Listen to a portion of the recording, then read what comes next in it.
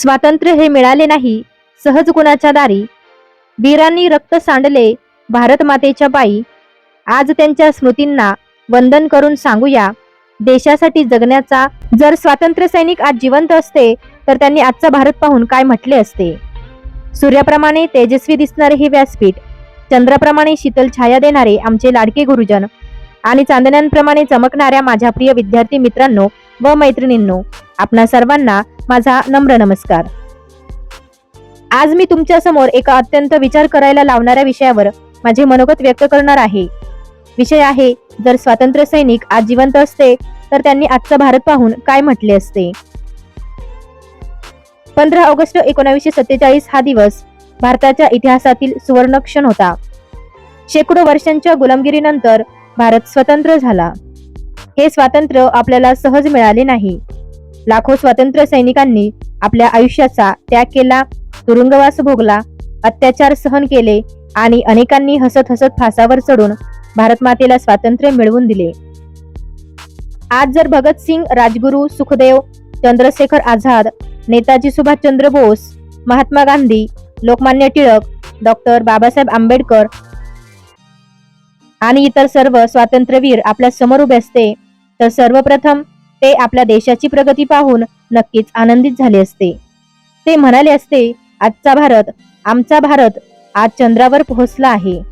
विज्ञान, तंत्रज्ञान, शिक्षण, शेती, उद्योग, क्रीडा आणि संरक्षण क्षेत्रात भारत जगासमोर अभिमानाने उभा आहे. भारतीय युवक जगभर आपले कौशल्य सिद्ध करत आहेत. महिलांनी प्रत्येक क्षेत्रात नवे विक्रम केले आहेत. हा बदल पाहून आम्हाला अभिमान वाटतो. पण त्यांच्या चेहऱ्यावर समाधानाबरोबर काही प्रश्नही दिसले असते. त्यांनी विचारले असते, आम्ही देशाला परकीय गुलामगिरीतून मुक्त केले, पण तुम्ही भ्रष्टाचार, जातीयवाद, धार्मिक द्वेष, प्रदूषण, व्यसनाधीनता आणि स्वार्थाच्या गुलामगिरीतून स्वतःला मुक्त केले आहे का? ते म्हणाले असते, आम्ही भारताला एक संघ करण्यासाठी रक्त सांडले, पण आज तुम्ही धर्म, जात, भाषा आणि राजकारणाच्या नावावर का विभागले जात आहात? आम्ही भारताला जोडले, तुम्ही भारताला तोडत का आहात? सीमेवर सैनिक जागतो म्हणून आपण शांत झोपतो. वीरांच्या त्यागामुळे स्वातंत्र्याचा श्वास घेतो. देशासाठी जगण्याची आज आपण शपथ घेऊ. भारत मातेच्या चरणी जीवनभर नतमस्तक राहू. भगतसिंग कदाचित म्हणाले असते, देशासाठी मरणे महत्वाचे नाही, देशासाठी प्रामाणिकपणे जगणे अधिक महत्वाचे आहे. महात्मा गांधी म्हणाले असते, स्वच्छ भारत ही फक्त सरकारी योजना नसून प्रत्येक भारतीयाची जबाबदारी आहे. डॉक्टर बाबासाहेब आंबेडकर यांनी आठवण करून दिली असती, शिक्षण हे सर्वात मोठे शस्त्र आहे. शिक्षण घ्या, संघटित व्हा आणि संघर्ष करा.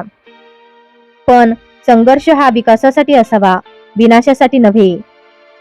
नेताजी सुभाषचंद्र बोस म्हणाले असते, देशभक्ती फक्त घोषणांमध्ये नसते, ती आपल्या कर्तव्यात, प्रामाणिकपणात आणि राष्ट्रसेवेत दिसली पाहिजे.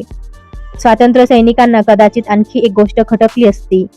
आज अनेक लोक सोशल मीडियावर देशभक्ती दाखवतात, पण सार्वजनिक ठिकाणी कचरा टाकतात, वाहतुकीचे नियम मोडतात, कर चुकवतात, महिलांचा अपमान करतात आणि समाजातील जबाबदाऱ्या टाळतात.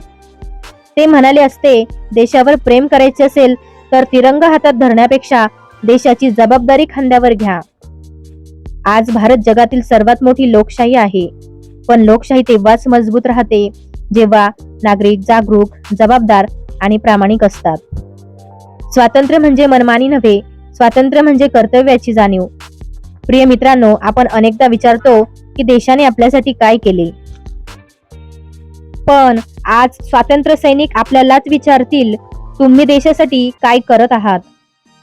आपण चांगले विद्यार्थी बनू, संविधानाचा आदर करू, पर्यावरणाचे रक्षण करू, स्त्री पुरुष समानतेचा स्वीकार करू, विज्ञाननिष्ठ विचार ठेवू, भ्रष्टाचाराला नकार देऊ आणि प्रामाणिक नागरिक म्हणून जगू. हीच त्यांना खरी आदरांजली असेल. जर स्वातंत्र्य सैनिक आज जिवंत असते तर ते आपल्याला दोष देण्यासाठी नव्हे तर जागवण्यासाठी आले असते. त्यांनी सांगितले असते की स्वातंत्र्य मिळवणे कठीण होते, पण ते टिकवणे त्याहून कठीण आहे.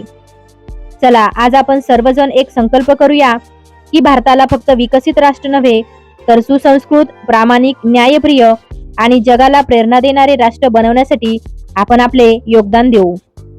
शेवटी एवढेच म्हणेन, स्वातंत्र्यवीरांचे स्वप्न अजून पूर्ण व्हायचे आहे. भारत महान आहे, पण भारताला सर्वोत्तम बनवण्याची जबाबदारी आता आपल्या हातात आहे.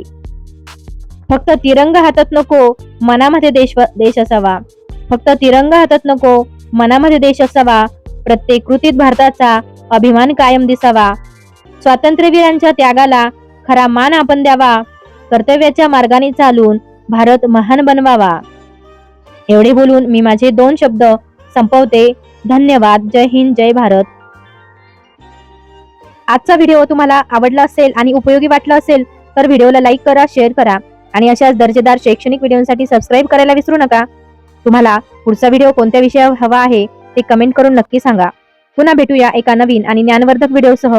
तोपर्यंत शिकत रहा, पुढे जात रहा. धन्यवाद. जय हिंद.